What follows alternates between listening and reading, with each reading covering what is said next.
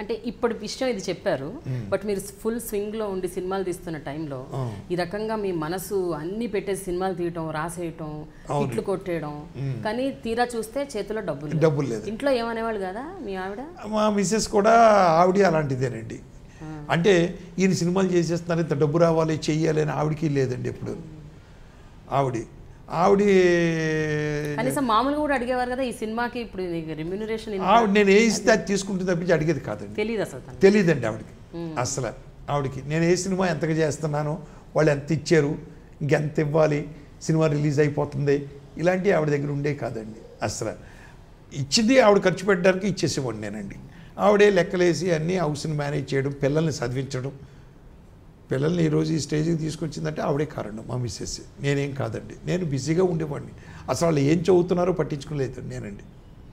So అలాగా మొత్తం మీద ఈ రోజు వరకు మనకి ఏం ప్రాబ్లం లేకుండా హ్యాపీగా గడిచిపోయిందండి, గడిచిపోతుంది కూడా. ఫ్యూచర్లో కూడా పిల్లలు ఎదిగొచ్చారు కాబట్టి, అంటే సంపాదిస్తున్నారు కాబట్టి పిల్లలు కూడా ఎఫెక్షనేటివ్గా చూస్తారు మనల్ని. నా అదృష్టం ఏంటంటే కోడలు కూడా అలాగే వచ్చారండి. నా లక్ అది, కోడలు కూడా. సో ఇంత క్లీన్ కామెడీ సినిమాలు తీసే మీరు ఒక రెండు డబుల్ మీనింగ్ చాలా వల్గర్ సినిమాలు తీశారు, ఒక పేరు కూడా మీరు మూట కట్టుకున్నారు అవునా ఒకానొక టైంలో? అంటే ఒక సినిమా ఏనండి అది, రెండు సినిమాలు కాదండి, ఒక సినిమా అండి. ఒక సినిమా ఏంటంటే కొంటికాపురంలో మేము పెట్టిన సామెతలు ఆంధ్రప్రదేశ్ గవర్నమెంట్ వాళ్ళు ఒప్పుకున్నాయి, అది తీసేయండి. సాహిత్య అకాడమీ వాళ్ళు ఒప్పుకున్నాయి. ఒక సినిమా ఏంటి బావ మరి అని ఒక సినిమా అండి. అది తీయడానికి కారణం ఏంటంటే, అంతకుముందు నాది ఒక comedy cinema double meaning cinema మీద ఓడిపోయిందండి బాక్స్ ఆఫీస్లో. నాకు కసి కోపం వచ్చినాయి. నేను ఇంత పవిత్రంగా సినిమా తీస్తే ఒక డబుల్ మీనింగ్ సినిమా హిట్ అయిపోయిందే, నేను తీయగలను కదా అనుకుని తీస్తున్నటువంటి ఆ సినిమాలో ఒక ట్రాక్కే కామెడీ ట్రాక్ పెట్టాను, డబుల్ మీనింగ్ ట్రాక్. ఈవెన్ నేను కూడా నా పిల్లలతో కూర్చొని చూడడానికి ఇబ్బందికరమైన ట్రాక్ పెట్టాను. ఆర్టిస్టులు కూడా షాక్ అయ్యారు, ఏంటి నరసింహారావు గారు మీ సినిమాలో ఇలా ఉండవు, మేమేంటి ఈ సీన్లు చేయడం ఏంటి, బయట సినిమాలు అంటే చేస్తాం అన్నారు కూడా. లేదు చెయ్యాలి ఇలాగంటే నా మీద ఉన్న నమ్మకంతో పాపం చేశారు కూడానండి. అయిపోయింది, రిలీజ్ అయిన సినిమా యావరేజ్ అయిపోయింది.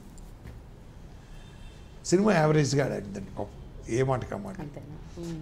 వేరే సినిమాకి నేను విజయవాడ వెళ్ళి ప్రెస్ మీట్ పెట్టాను, పెట్టి వస్తున్నాను. నేను వస్తూ ఉంటే అక్కడ ఆ ప్రెస్ మీట్ హాల్లో ఒక ఆవిడ నిలబడి ఉందండి. నిలబడి ఆవిడ నమస్తే నరసింహారావు గారు అంది. నమస్తే అండి అని. నా పేరు సో అండ్ సో అండి, నేను గుడివాడ కాలేజీలో జూనియర్ కాలేజీలో లెక్చరర్గా పనిచేస్తున్నాను. నమస్తే madam, very nice to meet you అని అన్నాను నేను. మీ సినిమాలన్నా జంజాల్ గారి సినిమాలన్నా మాకు చాలా ఇష్టం అండి. అసలు మీ ఇద్దరు సినిమాలు వచ్చినాయి అంటే పిల్లల్ని వేసుకుని వెళ్ళిపోతాం. ఎందుకు అంటే సంసారపక్షంగా చూడగలిగే సినిమాలు, పిల్లలతో చూడగలిగే, కుటుంబ సమేతంగా చూడదగే సినిమాలు అని చెప్పి మాకు ఒక నమ్మకం అలా ఏర్పడిపోయింది. We enjoyed lot so far. కానీ మాకు మొన్న ఒక సినిమా వెళ్ళి నేను మూడోరిల్లో తిరిగి వచ్చాను పిల్లల్ని తీసుకుని. ఏంటంటే అలాంటి సీన్లు తీశారు మీరు, ఒక కామెడీ ట్రాక్ పెట్టారు, బూతు ట్రాక్, పిల్లలు ఎదురుగుండా సిగ్గేసేసింది నాకు. నేను అన్నాడు, చాలా సిగ్గుపడ్డానండి నేను. ఆవిడ సింబాలికల్ షాట్ అంటా ఉండు, పాటను చెల్లును కొట్టినట్టు అనిపించిందండి నాకు చెంప మీద. సారీ అమ్మా, నేను ఈ పరిస్థితుల్లో తీసాను అన్నాను. మీరు ఏ పరిస్థితుల్లోనే తీయచ్చుండొచ్చండి, మీ మీద జంజాల్ గారి మీద మాకు మంచి అభిప్రాయం ఉంది, మీరు కూడా ఎలాగెళితే ఈ రూట్లోకి మాకు జంజాల్ గారు ఒక్కరే మిగులుతారండి అన్నాడు. చాలా పెద్ద మాట, పెద్ద మాట అండి. ఇంకా ఆ రోజు నుంచి ఈ రోజు వరకు తీయకూడదు అనుకున్నా తీయలేదండి నేను.